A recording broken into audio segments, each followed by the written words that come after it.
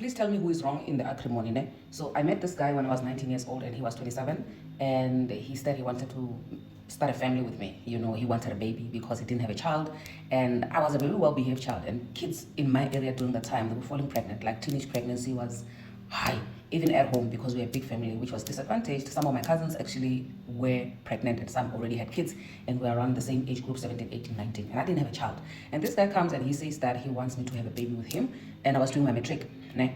Then he says that he wants a baby with me, he's going to take care of me. He started taking care of me, obviously, because he was giving me money and all that stuff, because he was working, and also he comes from a well-off family in the village, the same village that we're from. When I looked at my age mates and the people that they had kids with, they had kids with boys our age, and those boys ran away, and they were struggling a lot. So for me, it felt like if I have a baby with somebody who's old and who's taking care of me already, then that means that at least for me, it's a win, you know. Even after I had the baby, his family took the baby, and the baby was a designer baby going to private school, something that I always wanted for myself, but obviously my family couldn't afford any of that, which was good. So after I passed my matric, I went and I stayed with this guy at his apartment in Joburg. So the problem started when now he started having these parties every weekend, and he would have girls sleeping over at our house. Obviously, I didn't have a voice, because whenever I would try to speak, he would be like, hey, my sister, I took you from nothing. You are something because of me. Nobody in your family has ever crossed that one of the carousel plaza.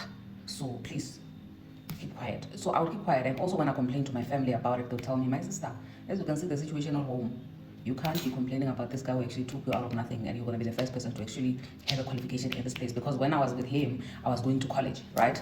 So I had to endure, and also mind you, his family had my kid already, so my kid had a nice life. So it seemed like if I'm going to be complaining, then I'm ungrateful, you know? So I had to endure all of that, parties after parties. And let me tell you that when there are people in our apartment, this guy would show off his talent of treating me like trash. It was like treating me like trash is his second talent after what he does as a day job. You understand what I mean?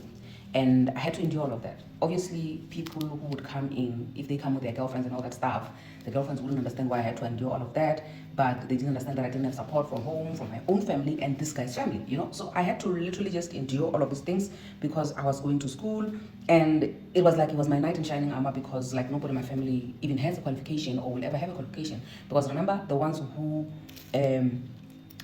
who had kids when we were in high school, they had to drop out of school and all of that stuff. So I made a baby with a guy who actually took care of me, and every time when he goes home, he brings stuff and whatnot and whatnot and whatnot. You get?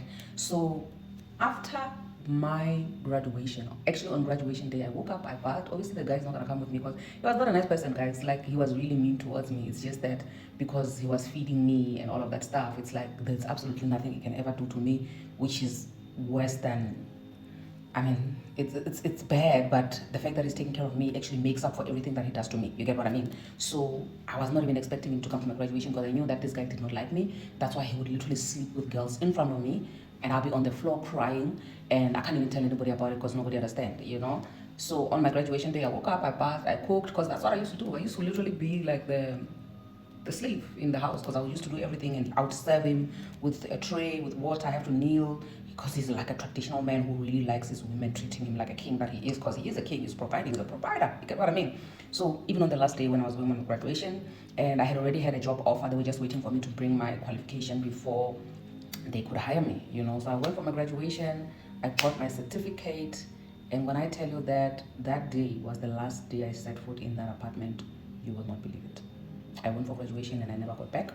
And as we speak right now, I am the villain and the whore and the gold digger of the village, because nobody understands why I would do that to such a nice guy. Like, this guy was gentle enough and kind to take me to school. He was kind enough to have my kid being, you know, with his family, taken care of, and have this luxurious life that I never had. And now I would just graduate, and on the day of graduation, I leave that matrimonial home, because he paid like damages. He didn't really pay for all, it was just damages for the baby.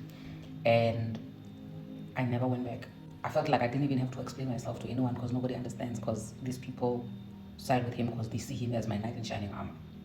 This is not my story, ne? It's the story of a film Zalwani Shogari.